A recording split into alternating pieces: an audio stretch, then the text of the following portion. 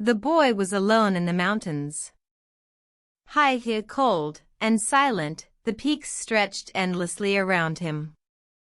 Snow blanketed the slopes, wind cut through every crevice, and the sky above was pale and sharp. He moved with purpose, carrying small logs and pieces of cloth, his eyes scanning the land like he already knew what was coming. He didn't belong to the village below, and the villagers certainly didn't understand him. He was younger than most, smaller than most, but somehow, in the wilderness, he seemed bigger than anyone else. He was building something, but no one could tell what it was. The wooden structure grew slowly. At first, people passing along the distant trail laughed. "What is he doing?" one man called. The boy had dug a small hole into the slope and was stacking thin logs along its sides.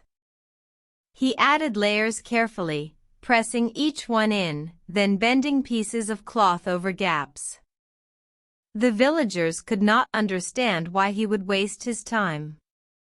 "Cloth," a woman shouted. "It won't stop the snow. It will blow away in a day." But he didn't answer. His hands kept working. The wind screamed around him, but the boy moved like the storm was just a shadow behind him. The cabin rose slowly, but the strangest thing was the cloth tunnel. It stretched out from one side of the cabin, low and narrow, its ends fluttering in the wind. Villagers could not make sense of it. They shouted at him, making jokes and mocking the strange design. Some said he was wasting wood and cloth. Others said he had lost his mind. "Why hide like that?" one man said. "You look like an animal digging a burrow." But the boy only worked. The tunnel had a purpose, even if no one else could see it. Inside the cabin, things were confusing to anyone who might have seen them. There were hidden corners, extra layers of logs, and spaces that seemed empty but were built with precision. The boy crawled under floors, climbed into hidden lofts, and tested every angle of his work. He added roofs one over the other, so the cabin had layers like a shell. It made the cabin look strange, even fragile, but each extra layer had a purpose. He knew the snow would come heavier than anyone expected, the wind would find every weak point, and he had to be ready. Evening came, and the boy lit a small fire in a metal stove he had crafted himself. Smoke curled up, but the cabin was sealed tight. The cloth tunnel flapped, moving slightly, but it was anchored with wooden stakes and folded over itself. The boy checked every knot, every panel, and then he stepped outside, letting the cold bite his cheeks. He watched the mountains and valleys stretch out below. He wasn't afraid of the cold. He wasn't afraid of what people thought. He was watching the weather, reading the air like a book. He could feel the change coming. Villagers walked back down the trail and shouted at him again. "The snow will crush you. Your house will be gone in a night." They laughed and shook their heads. Some of them thought the boy was playing a game, trying to make a story for himself. Others were worried, secretly, that he might be right. But no one went near enough to understand the logic of the cabin. It looked fragile from the outside, but the boy had spent days thinking about every crack and every fold. He moved quickly now, finishing the outer roof, adjusting the cloth tunnel so it bent and folded perfectly against the wind.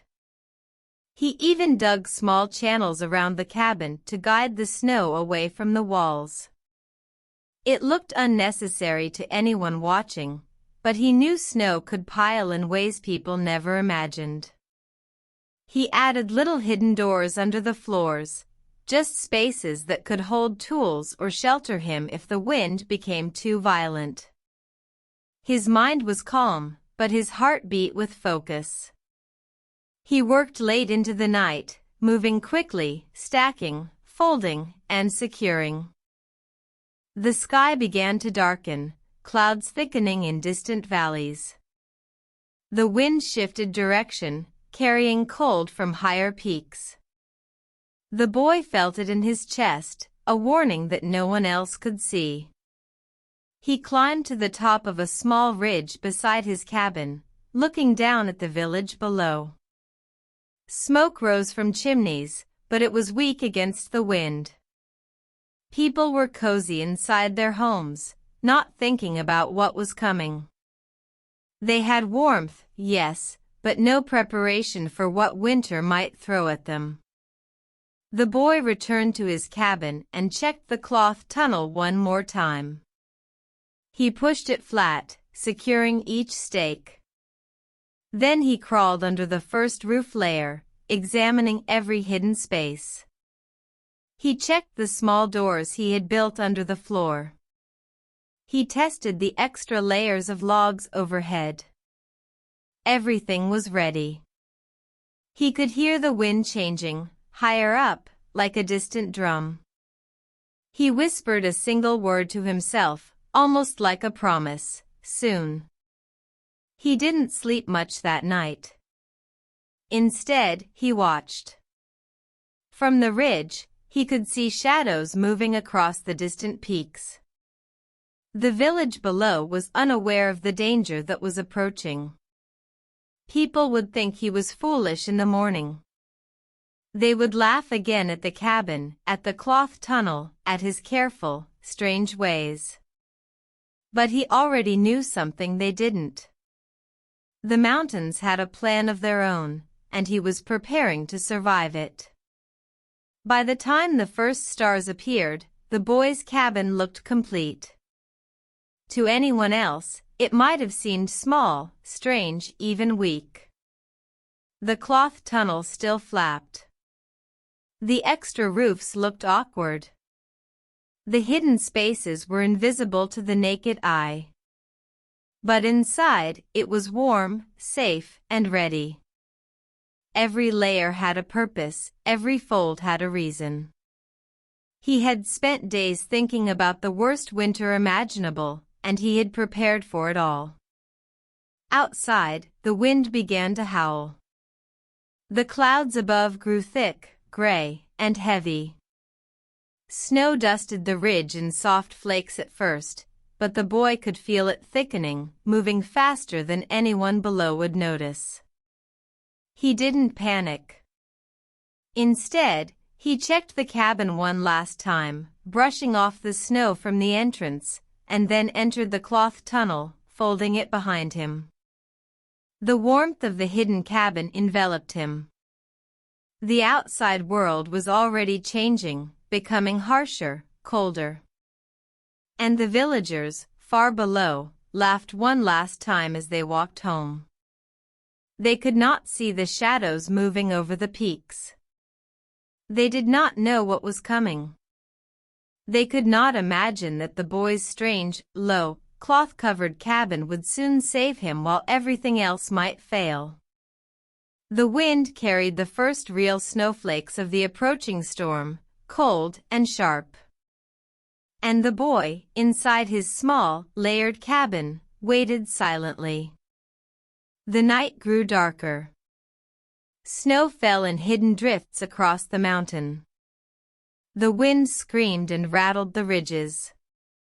And the boy, calm and prepared, whispered again, soon. The villagers would see soon enough.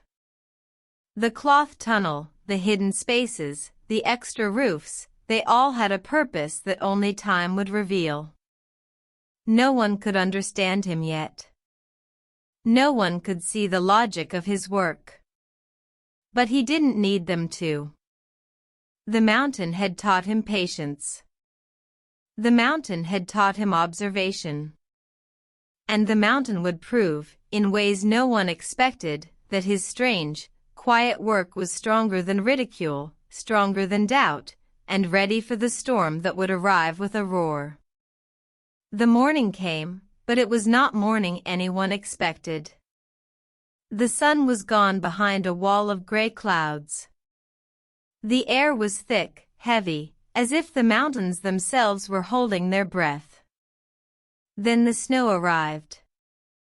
At first, it was light, falling softly, dusting the peaks and valleys like sugar. But it didn't stay soft for long. The flakes grew bigger, falling faster, whipping sideways in the wind. The boy had anticipated this. He moved quickly inside his cabin, checking the cloth tunnel, patting the extra roof layers, and making sure the hidden spaces were still secure. Outside, the mountain was waking.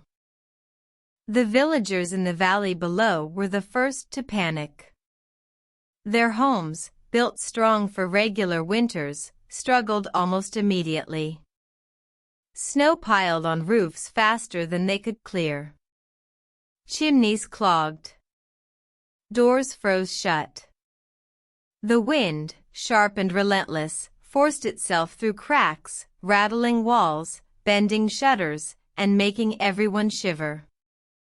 Families huddled together, wondering how long they could last. Some tried to go outside to shovel snow, but the flakes moved like a living tide, climbing walls, filling paths, hiding trails. Within hours, even the main road to the village was gone under a thick, smooth blanket of white. Someone finally remembered the boy. The one on the ridge, a woman shouted. His cabin. He knows the mountain. The villagers looked up, squinting through the heavy curtain of snow. The ridge seemed empty. A soft hill of white covered the area where the cabin should have been. No smoke rose. No movement could be seen. He's buried, someone cried. He didn't survive. The others shook their heads, fear replacing laughter. Their joking had vanished under the weight of the storm. But beneath that mound, the boy was awake. Snow had fallen on top of the cloth tunnel, pressing it flat, but it did not break. The extra roofs bent under the weight, but they held. The hidden spaces trapped air pockets, keeping him warm. The snow piled around the cabin, but it was guided by the small channels he had dug days earlier. It pressed in some places, slid away in others. The cabin wasn't fighting the storm. It was letting the storm pass over it. Inside, everything was quiet except for the faint howl of wind above. The boy crawled through the tunnel, checking every corner. The air was cold, but safe. The fire in his small stove had gone out, but the layers of wood, cloth, and hidden cavities kept a steady temperature. The cabin breathed, moving with the snow, instead of resisting it. Every piece had a purpose. The floors had space underneath to absorb shifting snow. The roofs had layers to redirect pressure. The cloth tunnel worked as a trap for warmth and a shield for airflow. It was as if the storm did not exist inside this small, strange shelter. Meanwhile, the village below was chaos. Roofs began to crack under sudden snowdrifts. Trees bent dangerously, branches snapping, sending snow crashing down. The wind created sudden whirlwinds of powder, covering doors and windows in minutes. Some villagers tried to leave their homes, only to be swallowed by the white tide. People shouted, searched for family members, tried to dig paths, but snow moved faster than they could keep up. Fear was everywhere. Hope seemed like a thin thread. Hours passed, but the storm did not weaken. The boy stayed calm, moving through the cabin, testing small passages, checking for leaks, and making sure nothing could trap him. Snow pressed on the cloth tunnel, bending it, but it held. The hidden doors beneath the floor were still dry and empty. Every space he had built to absorb pressure or redirect weight was functioning perfectly. He was small, but the cabin made him strong. He could sit in the middle and feel the mountain rage around him without it touching him. Then, high above the village, a deep, distant sound rolled through the valley.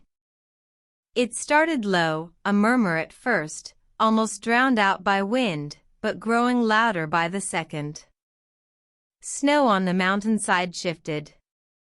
Trees on distant ridges began to snap like twigs. The villagers heard it, their hearts racing. "Avalanche," someone shouted. Panic became real now. Roofs could not hold. Walls could not hold. Doors could not hold. The mountain was moving, and the villagers had no idea how fast it would reach them. The boy stayed inside. He listened. He had felt this sound before in smaller ways, while practicing survival in earlier winters. He knew the snow would travel fast and heavy, crushing everything in its path. But he had already built protection. The avalanche would not touch him.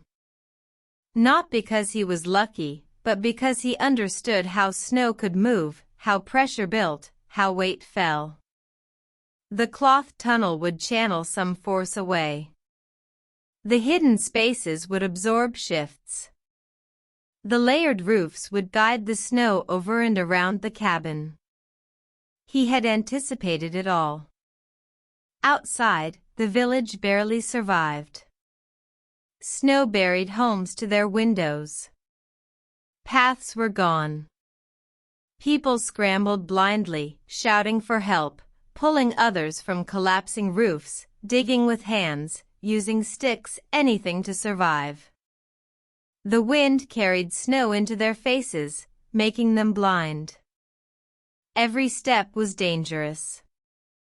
Every second felt like a lifetime. And still, in the middle of all this, the boy's cabin remained perfectly intact under the layers of snow. Inside, he moved carefully, but with purpose. He tested a small hidden door under the floor. It was dry. No snow had entered. He looked at the roof layers above. They had shifted, but they held. The cloth tunnel flapped slightly, but it was buried and anchored, keeping air moving while keeping snow out. He felt a strange calm, knowing he was safe while the chaos continued below. He could hear the screams of wind and see the shapes of snow swirling, but they could not touch him. Not for a moment. As the day wore on, the avalanche finally hit the edge of the village. Trees were knocked down. Roofs collapsed. Paths disappeared. People huddled, trapped, exhausted, and terrified. They had mocked the boy just hours earlier, laughing at the cloth tunnel, at the strange layered cabin. Now, they were scrambling to survive in snowdrifts, realizing that planning for extreme weather was not a joke. They could only hope someone knew what to do. The boy remained inside, watching from his tunnel. He had anticipated every force, every pressure, every shift.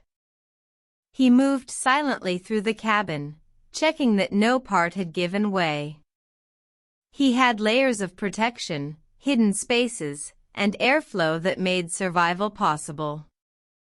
While others panicked, he survived calmly, waiting for the storm to pass.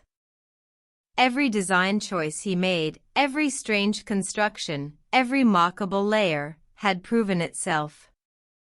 He was alive, safe, and untouched. By evening, the wind began to ease slightly. The snow was still heavy, but the mountain had moved past the boy's cabin. He crawled out of the tunnel briefly, checking for any cracks, then returned inside. The storm had not ended, but the worst of it had passed. And the village below? They were buried, trapped, exhausted, unsure who would survive. The boy had waited, watched, and prepared, and now his patience was paying off. The cloth tunnel, the hidden spaces, and the extra roofs had done exactly what he built them to do. And the mountain was quiet again. For the boy, it was a small victory, but the danger was not over. The storm would continue to move unpredictably. Snow could shift. Avalanches could fall elsewhere. The village still faced real threats. But he had already proven something no one below could understand: preparation, patience, and clever thinking could survive forces that seemed unstoppable. The boy whispered again, softly, almost to the mountain itself, "It's not over." The snow continued to fall, the wind still screamed, and the villagers below began to realize that his strange, careful construction might be the only reason someone would survive the winter alive. The cloth tunnel that everyone mocked was buried, invisible, but functioning perfectly. And the boy waited, ready for whatever the mountain would throw next. The storm finally began to fade. The wind still whistled through the high ridges, and snow still fell in soft, endless sheets, but the chaos was ending. For the villagers, the mountain was a frozen wasteland. Their homes were buried to the windows, roads vanished under drifts, and roofs cracked or collapsed under the weight. Panic had turned into exhaustion. Families dug with bare hands, moving snow with sticks and whatever tools they could find, hoping to reach warmth, hoping to reach safety. Some began to cry quietly. Some shouted for help. All of them were scared, knowing that survival depended on luck and strength, but mostly luck. And then, a movement appeared on the ridge. At first, it was a small shape, barely noticeable, barely moving against the endless white. Villagers stopped digging. They squinted, frozen in disbelief. The shape grew larger. It became clear it was the mountain boy. He climbed steadily through the snow, using the ridge for balance. His cabin, buried beneath layers of snow, was invisible from the village, but intact. Every layer had held. Every hidden space had worked. Every fold of the cloth tunnel had done exactly what he had built it to do. The boy emerged calm, collected, untouched by the storm. People stared. Some could not speak. Their laughter from days ago, mocking the boy's strange construction, felt foolish now. Others ran toward him, desperate to understand. How are you alive?" one shouted. "Your cabin, we thought it was gone." But the boy didn't shout back. He moved quietly, methodically, and gestured for them to follow. Slowly, they trudged through the snow, trying to keep up. Every step was difficult. The drifts were deep, and the wind still blew cold, but the boy seemed to glide over it, as if the mountain itself was giving him a path. When they reached the cabin, the villagers could barely believe what they saw. From the outside, it looked strange and small, a mound buried in white. But as the boy guided them inside, they understood the brilliance of his work. The extra roofs had absorbed the pressure of falling snow. The hidden spaces under the floor had trapped pockets of air, keeping the cabin insulated. The cloth tunnel, now pressed flat by the weight of snow, had allowed airflow without letting the storm inside. Every strange, unusual choice the boy had made, every layer and hidden fold, was perfect for survival. The villagers crowded inside, shivering, exhausted, amazed. They touched the walls, looked under the floors, and realized the cabin had been designed to survive what none of their homes could. The boy had not fought the storm. He had worked with it, letting snow pile where it could, redirecting it where needed, and keeping himself and anyone he allowed to enter completely safe. The cloth tunnel, once mocked, was now seen as a genius solution. Warm air had circulated through it while snow piled outside. Hidden doors and extra roofs had prevented collapse. Every strange choice had saved him. People began to whisper. He planned for this, one said. He knew the mountain better than any of us, another replied. Even those who had doubted him before were silent, feeling the weight of their mistake.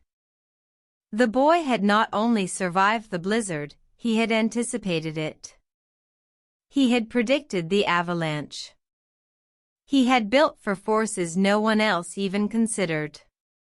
The village had been laughing at his cleverness, blind to what true preparation could do. The boy moved calmly among them. He pointed out the hidden spaces, showing how each layer worked to protect against snow, wind, and weight. He demonstrated the flow of the cloth tunnel, explaining without words that warmth and safety could exist even when the world seemed impossible. Children watched wide-eyed. Adults were silent. They could feel the intelligence and patience in every design, the proof that preparation mattered more than strength, more than luck. Outside, the sun began to break through the clouds. Snowflakes still fell, but they moved slowly, almost gently. The village below looked battered but not gone, thanks to pockets of survival. Some villagers began digging carefully, now inspired by the boy's example. They had seen how one person, one plan, and one understanding of nature could defy disaster. The lesson was clear. Preparation and observation were more powerful than fear and ridicule. Evening fell, and the wind softened. Families sheltered inside the cabin, huddled together, warmed by the clever design. They realized that the boy's strange cabin had not only saved him but had the potential to save others. The villagers who had mocked him now waited in silence, learning without asking questions. The boy had never boasted. He had never demanded attention. He had simply built, patiently and carefully, knowing the mountain would reveal the truth. And reveal it did. Slowly, the blizzard had passed, leaving devastation below, but above, the boy's cabin stood strong. Hidden tunnels and extra layers had allowed him to survive when no one else could. The villagers began to understand that sometimes, what looks weak is actually strong. What looks strange is actually clever. And what looks impossible is often the result of careful thinking. The boy had seen what the storm could do. He had prepared. And now, the mountain proved him right. Some villagers tried to rebuild their homes that night, taking inspiration from his design. They added layers, dug small hidden channels, and even started imagining cloth tunnels to protect against wind and snow. Children asked questions. Adults watched quietly. The boy simply nodded, knowing they would learn with time. No one could undo the storm, but they could respect the wisdom of the mountain, and of the boy who had listened to it. The boy stood outside briefly, watching the horizon. The peaks were still white, still quiet, still dangerous. The wind carried a low hum across the ridges, a reminder that nature was powerful and unpredictable. Yet the boy smiled slightly. He had survived. He had guided the snow. He had used patience, intelligence, and careful planning to turn what seemed like a hopeless situation into a victory. And the villagers, finally understanding, looked at him not with mockery, but with awe. The mountain had been cruel. The blizzard had been merciless. The avalanche had been unstoppable. Yet here he was, alive and untouched, while everything else had struggled. The twist was clear to all now. The boy had never been strange. He had never been foolish. He had simply seen further, thought deeper, and prepared smarter. His cabin, his cloth tunnel, his hidden spaces, they were all part of a plan no one else could imagine until it worked.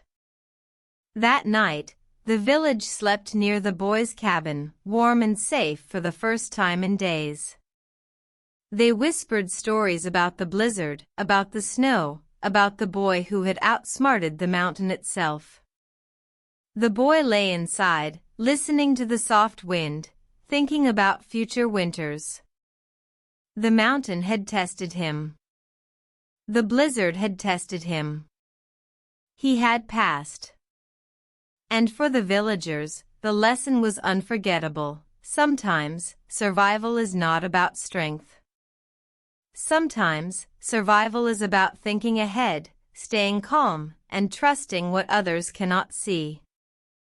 And the cloth tunnel, still buried under snow and ice outside, remained proof of his genius. A feature once mocked, now celebrated. A strange, simple, low structure that had kept him alive. The boy had waited. The storm had come. The mountain had raged. And in the end, the quiet, clever, patient mountain boy had been right all along. The village would never forget it. The night fell completely. Stars peeked through the clouds. The wind was soft. And high on the ridge, the boy's cabin stood as a testament to preparation, patience, and intelligence. The cloth tunnel was no longer a joke, it was a symbol of surviving against the odds, of thinking ahead, and of seeing truth where others only saw strangeness. The boy had conquered the mountain in a way no one else could, and the story of the blizzard would be told for years, inspiring anyone who learned that wisdom, patience, and careful planning could triumph over even the fiercest storm.